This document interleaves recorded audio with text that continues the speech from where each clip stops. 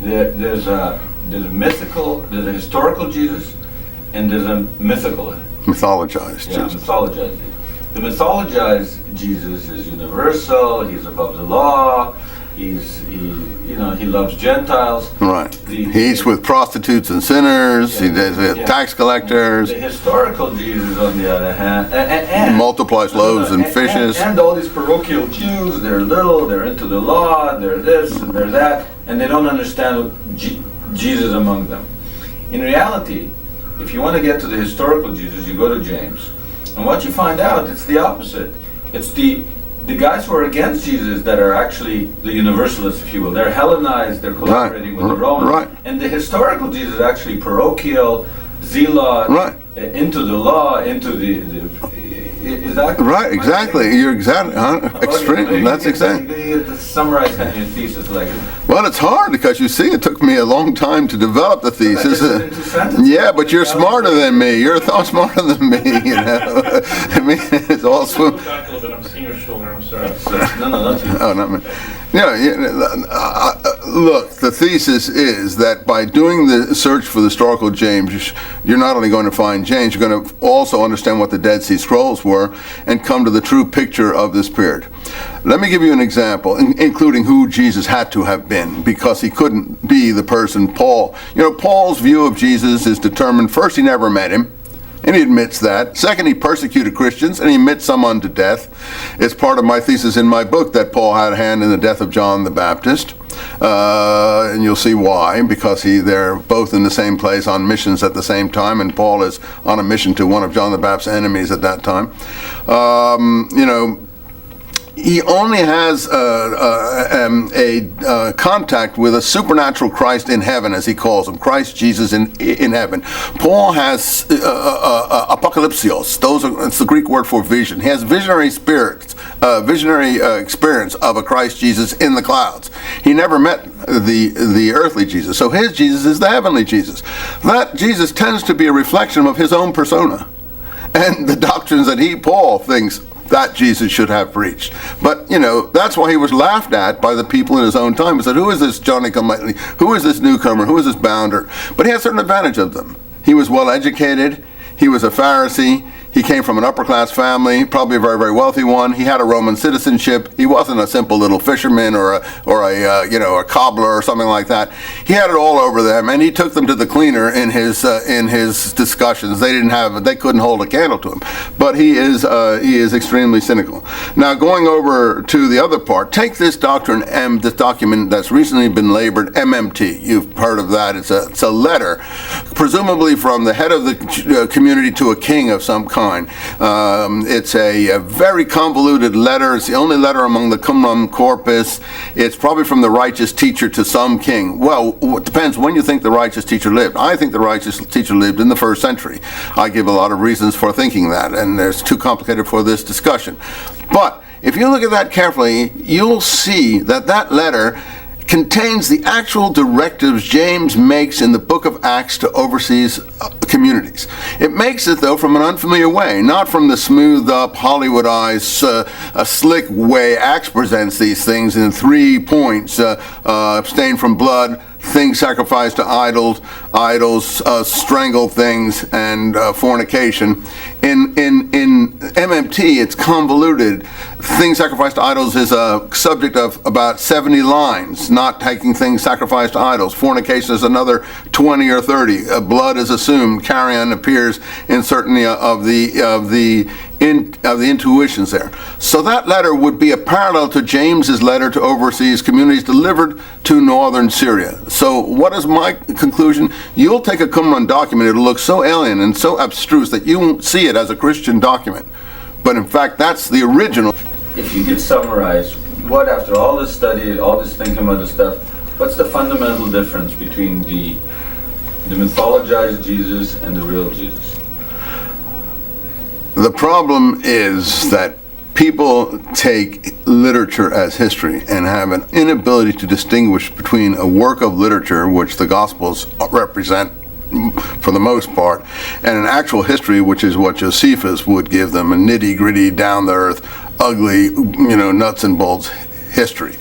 So if you try to take the difference, in the Gospels you have the presentation of a miraculous figure who does miraculous things, for instance, who takes evil spirits, throws them in the swine run off the hillside and drown themselves, or walks on the water, or multiplies loaves and fishes, or turns water into wine. People love those episodes. Those are the dearest episodes in people's culture. There's no reason that they shouldn't, but that's not history. That is literature, or the dirty word, mythology. Those things, to the practical, computer-linked up network person of the 20th century, never happened. That is part of the beautiful presentation of the most beautiful being in the world. Now, the history can be something rougher and more down to earth. I don't know the history of Jesus, because it's been so overwritten with that sort of material. But the thrust of that sort of material is primarily, unfortunately, anti-Semitic, because all people understand Jesus except Jews, and Jews gnash their teeth at him. So the Jews are pictured in that literature as the blue meanies, and that has successfully engendered a wave of anti-Semitism in every generation up to the present, ending in the Holocaust. The seeds are in the picture. The people who put the seeds in were very clever.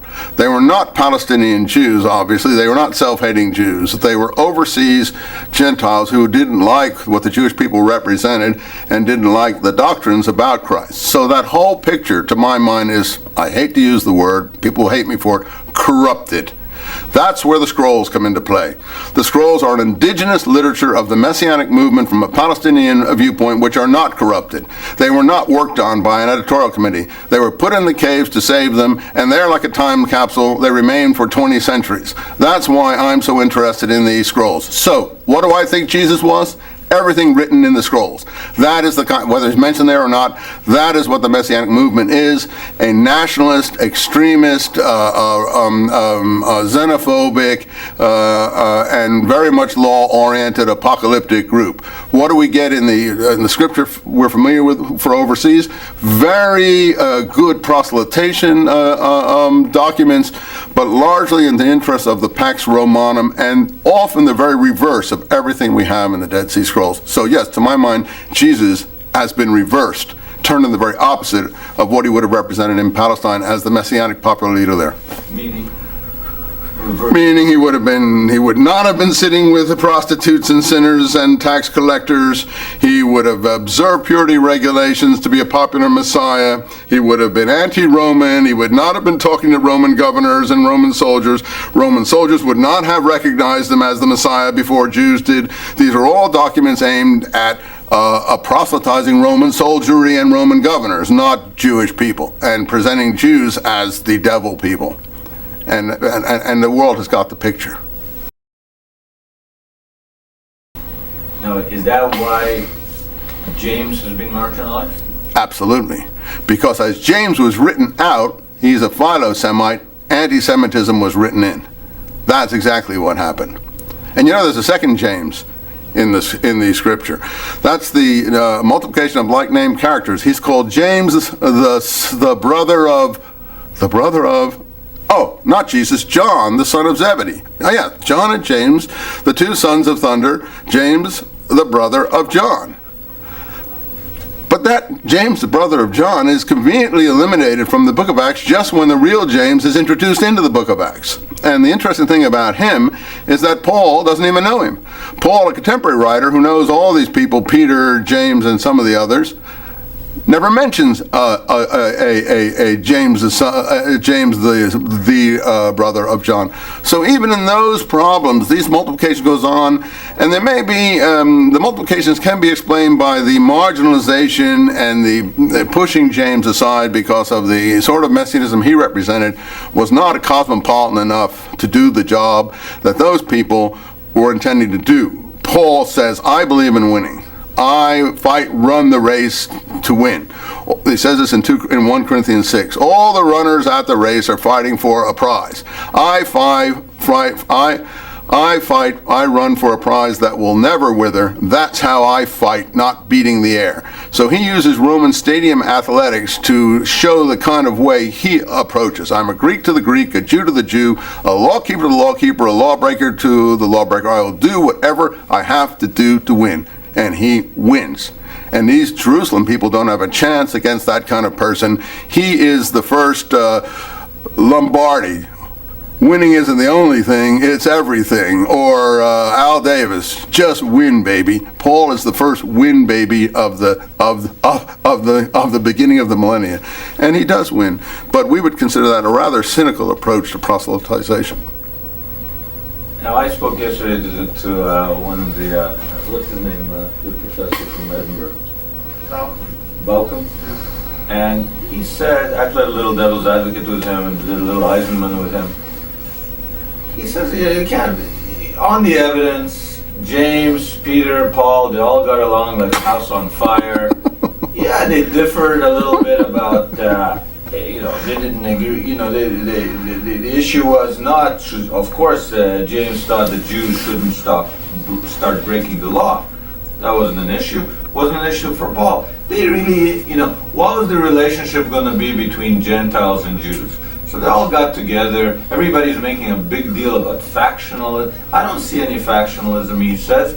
Basically, they got along. They had little issues about how does the Gentile movement and the Jewish movement, sit at the same table. That's all. Eisenman and the rest of them are saying conflicts where there are no conflicts. There's total conflict. All you have to do is look at Galatians, where Peter and Paul and the others are in this special place called Antioch, where Christians were first called Christians. By the way, I don't think it's a normative Antioch. I think it's this place in northern Syria, Syriac Antioch. There were 5 Antiochs. This is Edessa in northern Syria. I'm sure that's where it was. That's where things were going on. They were all called Antioch.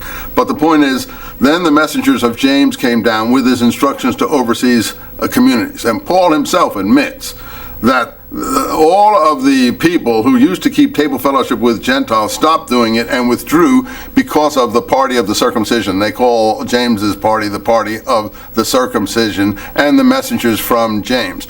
Even Peter did this, and he said, and I accused him to his face and said, Peter, you are a hypocrite. And in any case, after that, Barnabas leaves Paul, and everyone shuns him from that moment on, and he will only travel with non-Jewish Gentile traveling companions like Timothy and others of that kind, Lucas, etc. So you tell me that's a minor dispute? That's a major dispute when all of his close companions desert him and refuse to have anything to do with him. Now, if you look in Essene practice, the Essenes have a characteristic of shunning. They expel people from the community for various things, and then they shun him in work and activity. This is exactly what's going on here with Paul and the others in the Antioch scene, and it's clear that we're having quasi-Essene practice going on here of a very familiar kind. So these arguments are very deep. I will say one last thing about that. Paul constantly cavils against the chief apostles. He constantly says, who are these people? Pillars? Not that their importance means anything to me. He says things like men of knowledge. Are they men of knowledge? Then he makes some nasty comments and says they're not even able to tell the difference, that an idol is nothing. They make trouble over eating food sacrificed to idols, one of the strictures of James's rulings. An idol is nothing in the world, he says. And then at the end of Corinthians 2, he said, Hebrews are they? So am I. Super apostles are they? So am I. And he makes clear that the people who he's heaping abuse on are the super Jewish apostles who are over him, and he's constantly cavilling and making snide allusions to them that anyone in his right mind, except someone who wants to just make everything look rosy, would realize had to do with severe internal strife. The final thing he says in Galatians, he's talking to his communities and the super apostles coming and bothering them. What they're bothering them about is circumcision. And he says in one nasty outburst, tell those who are bothering you, I wish they would themselves cut off. Meaning, I wish they would themselves, their own sexual parts cut off, making it look as if circumcision is cutting off your sexual parts, but also parroting the fact that Essenes expelled outsiders by cutting them off. So he does a double entendre there in the real ferocious antagonism he feels to these so-called Jamesian Jewish Christians who are insisting on circumcision. So the infighting was real. Severe. I think there is evidence that Paul is involved in some manner in the death of John the Baptist. Now, I don't want to make that sensationalist, but you can look at the trail and see that he was on a mission over to this king who was Herod the Tetrarch, and Herod the Tetrarch was arguing with... just let's not go... Yeah, no, it doesn't matter. Tell me, what do you think James and Paul felt for each other? James didn't hate anybody. He wasn't that kind of person. He was the righteous one. He was a totally righteous person. Paul had envy for James. He had antagonism to James, and he literally probably wanted to destroy James. And when he was arrested in the 60s by the Roman governors and held in protective custody, even when Sicari had taken an oath to kill Paul because of introducing Gentiles in the temple, what happens in Caesarea in Acts, which is now an historical part in Acts, not an overwritten, looks more like a debriefing session. And it's funny, no members of his community come down to visit him at all. And he's being housed in Agrippa I's palace there. And ultimately, they get him out of the country on a appeal to Caesar. But to have stayed in the country would have meant his death. There were so many people who wanted to kill him for what he. But they didn't want to kill James. James wasn't being hunted down or anything. James went on functioning as if nothing was happening while Paul was under arrest. Yes, I think that was very severe, even unto death. I think ultimately, this is way beyond where I would like to be. Paul, with his discussions with the Roman authorities, would have given information that led to the final demise of people like James. Paul was a collaborator? Paul could not have gone to Rome and then been freed in Rome, and the way he went, without entering Roman service of some kind, and he held a Roman citizenship. So he went to Rome in 62, the time just when James was killed in Jerusalem. The book of Acts ends not with James's death, where it should end, the leader of the whole. It ends with Paul under loose house arrest in Rome, and it doesn't look like he's going to be executed then, because he's not executed for another 8 years, and the stories are that he goes on to Spain and elsewhere. I even think he came back to Palestine. In the meantime, there's a character Josephus described called Saul, who's a member of the Herodian family, who also makes an appeal to Caesar, and very definitely is in the service of the Roman authorities. So I don't say he's a collaborator. He's someone whose allegiances are worrisome. Where does the tradition that he goes to Spain come from? It's he mentions in one of his letters that he wants to go to Spain, and then some of the extra biblical material talks about his having gone to Spain. So if he went to Spain, and if he returned to Palestine, which I have a reason to believe he did, before he died around 68 in the midst of the uprising, the Romans have just rounded up all troublemakers by that time and executed everybody, and the dragnet would have included people like Paul by that point. But if he returned to Palestine, then he'd have to have entered service in some way, like Josephus did. Josephus went to Rome. When he came back, he was in Roman service. That's how he saved his skin. You cannot go to Rome and come back. You can't go to Stalinist Russia and come back. Free, I mean. One last question. If Jerusalem wouldn't have... Was that negative enough? No, that's fine. But if Jerusalem wouldn't have fallen, would Christianity have evolved into something totally different? Yes, absolutely. I actually, if Jerusalem had not fallen, I don't think there would be a Christianity, because the Jerusalem center was taken away with the destruction of Jerusalem, which left the overseas centers free to develop their own ethos. And often these centers were people from Greek and other backgrounds and there's been a long tradition of Greek anti-Semitism long before what we were talking about here. There was hostility between Greeks and Jews in Alexandria, very extreme hostility that ended up in riots, and in the Trajan period ended up in the total annihilation of the whole Jewish community in Alexandria and the Delta, in basically a Holocaust. Tremendous tension between Greeks and Jews in Caesarea and other cities along the coast, and when the uprising occurred, all these cities took it as a signal to kill all the Jewish populations in those towns. And the Jews were not innocent in areas where there are Greeks in their towns, so there was a great hostility. So the fact that there is a latent anti-Semitism in the kind of presentation we have, and anyone who's fair-minded can see it, the Jews are presented as really nasty, the scribes and the Pharisees, Pharisees gnashed their teeth. Roman centurions recognized the Messiah.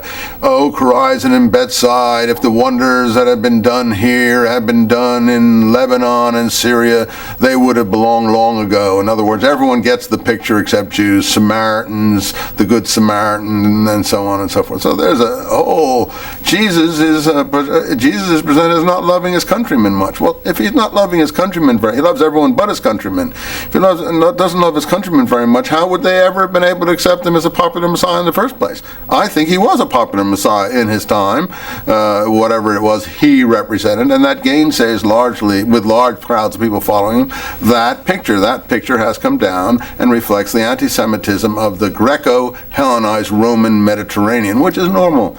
People's attitude. Suppose you were getting a gospel written in Poland in the time of the Second World War.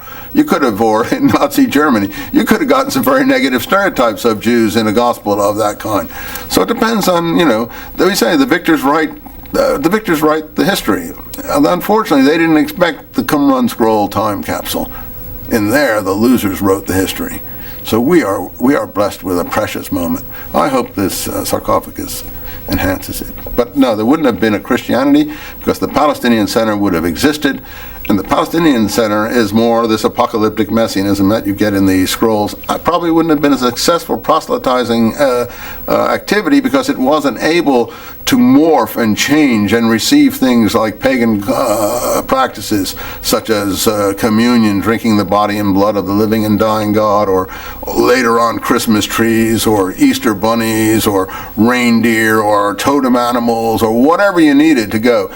Judaism was too rigid for that, and Islam is more like what a cosmopolitan Judaism would look like, and it's quite rigid. Okay.